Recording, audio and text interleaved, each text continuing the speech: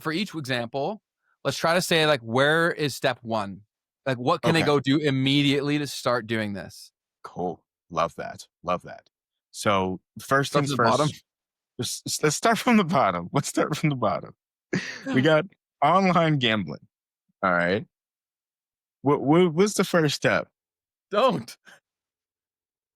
That one I'm just saying, don't touch, man. Delete the app. That's the Yes, first step. delete all the apps, and when I eventually make an anti-gambling app, download that. But don't. You're not gonna win, man. You're not gonna win. Don't. And then we'll move into trading. Yep, you take this. I would say first step, man. Use a demo account. This is the one big thing that everybody messes up on, and I try my best, and no one's gonna listen. But use a demo account. Do not go out there and start trading with live funds when you've never traded before, or when you know you're not profitable, or when you know you don't have a system. Use a demo account, backtest your strategy, and then you get into the hard part, which is actually manage your emotions with live funds. But you need to have a system and a strategy first. Otherwise, you're just going to be throwing your money away, and you could be doing that perpetually. Do not do that to yourself. All right, let's talk about Shopify slash e-commerce realm in general. What would be the first step there? Oof. So I would say start posting and building an audience. I would say, ironically, like become the creator, understanding that you're going to have that problem if things go well. And then worst case scenario, if you really connect with the people that you attracted by the problem you're trying to solve, they'll be invested in you. And there's probably other adjacent problems that you may move on to next. The other important thing I want to mention for all of this is it's so important that you guys just pick frickin' one and try. Oof. Because any of these, you're going to acquire skills that can work for the next one. So start with one and take it seriously. It's called building in public. Is when you make content about it. It's more creator led. So I would say if you have this idea, take people along with you every step of the way, solving every problem that you have, finding the distributor, getting the product made, making the decisions for what to make versus what not to make, dealing with the problems, share the good, the bad, the ugly, start building a community. Love it, man. Yeah, that was gonna be the thing that I would say too. And it's just like goes back to why content creators S tier. But Yes. but yeah, it's gonna allow you to also to get the data that you need to create the best product that you can. So Mhm. that's that one. So let's talk about now social media marketing. Social media marketing agencies. First step, well, first off, it's in the B tier. And what would we say is the first step for that? I would say to gain a far better understanding of the platforms and then think about the gaps in the platforms. So either things that really matter that the market doesn't understand, like which I saw the importance of titles and thumbnails for business related content. I saw that that was a massive gap between impact and understanding of that impact. So I could be early. And then the other thing would be to truly become a student of the platforms themselves, because the more that you understand them, the more that you can take advantages of these and figuring out who should I sell this to, who actually has money, and what's the biggest impact for your views to the financial outcome off the end of it. So that's what I would say. And yeah, so really become a nerd about this stuff, and then also understand that you're going to have to sell because it's a relationship based business. Yeah, and so for social media marketing agency and the AI agency, I think the thing that I would say to do first was low key to pick your niche. Hmm. Because then you can also work backwards to figure out exactly what platform is going to be the best for them, what strategies would actually work. And I think that could be a good place to start Yeah, because talk to ChatGPT and figure out where there's maybe some gaps in the market or whatever. that's really good advice. Yeah, that's really good advice, Keith. I think why picking a niche is good because it gives you at least a kicking off point, right? Where you go and try to solve the immediate problems. And then through doing that, you may realize that you're solving the right problem for the wrong person, but you've acquired the skills through at least doing it. Most people, why they fail for all of these business models is because they never truly start. They never get enough reps in to realize what it means to be doing the thing they say they're doing. Big ups, man. Yes, sir.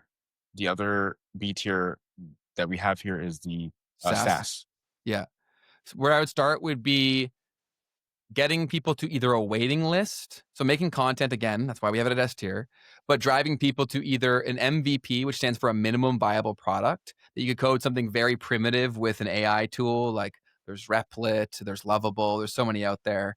And then just try to see if this is something that people want And so at the very least, make them do something to get it. So either give you an email, maybe prepay for something. The higher degree, like if someone will prepay for something, that is the biggest indicator that this is something that's really, really needed. But you should try to validate the idea before you pursue it. Because if it's not a really good idea and you're not super passionate about following through with this, someone like me is going to see it and come through and kick your ass. So I would say validate it. Yeah, and I've watched a lot of content from a guy named Daniel Priestley. And he actually will say, so he has a pretty big personal brand. And he says, well, yeah, but every time that I launch a new product or a new idea that I want to see if there's demand for, he actually doesn't even utilize his personal brand. You What he'll shouldn't. do he'll actually go out and he will cold DM hundreds and hundreds of people It's and great. ask them if they want, right, this thing that he's building out. And that's how he does it. So keep that in mind too. It's once again this idea of like starting with the problem that you're trying to solve and the person you're trying to solve that problem for first, Yes. right? Love that. So good. A tier is the AI agency. I think I gave my idea on that. Do you have anything you'd want to add on how to get started there? No, same sort of deal. Very similar to SMMA. I think definitely also know what you're doing. So spend a decent amount of time, push through the adversity to where you understand it better than most of the people. And then as soon as you feel even kind of confident, try to get into a place where they'll let you try for free, right? To learn this and then take that, use it as a case study, go sell it to more people. Fantastic, man. And then we have the S tier being content creation of some sort. Um, my So idea for go ahead, you go. no, you got it. You got an idea. Go for it. Well, only thing that I just want to say is like, I think the biggest thing that you can start to do is just start telling stories.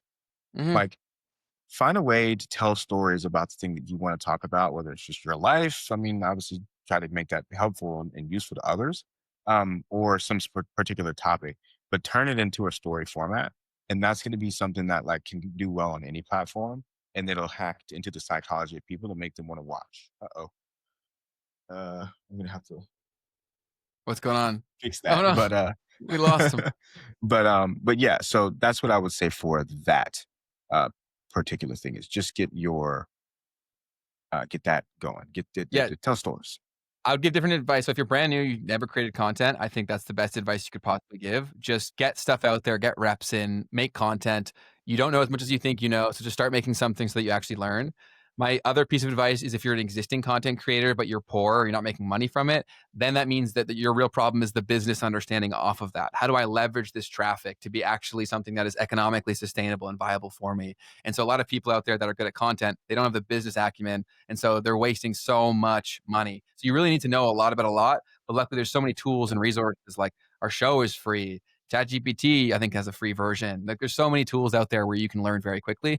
You just got to get close to the target. That's really why we created the show in the first place, was to allow you to be far closer to the target more consistently by sharing every time we've been off, because there's been so many times that we have.